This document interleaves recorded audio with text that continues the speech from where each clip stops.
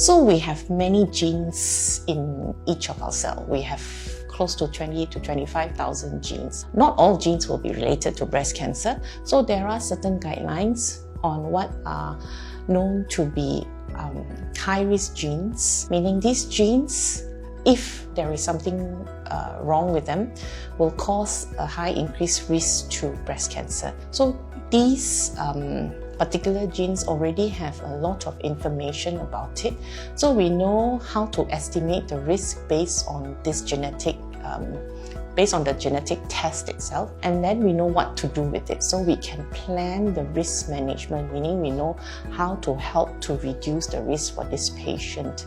Now these genes, the list of genes may change over time as there's more and more research into what genes are associated with breast cancer risk, for example. But once we know which genes to look at, then the technology to sequence or to actually read these genes is very accurate. So the accuracy to read these genes is very high, but it's how many genes we know now that is directly related to breast cancer risk. So the important point is that it is the technology to read genes is very accurate, but we still don't know a lot about our genes that may also have increased risk to breast cancer. So it depends a lot on which gene is found to have the variant that has made the result positive. A positive genetic test report means a gene has been identified to have a variant that has caused it to lose function, so that individual will have increased risk for breast cancer.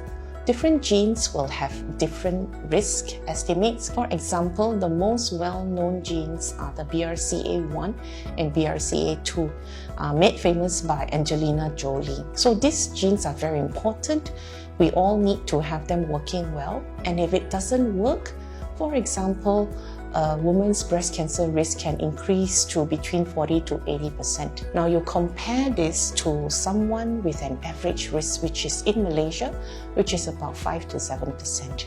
So it is many, many times higher for someone who is a carrier of this BRCA1 gene variant compared to the population.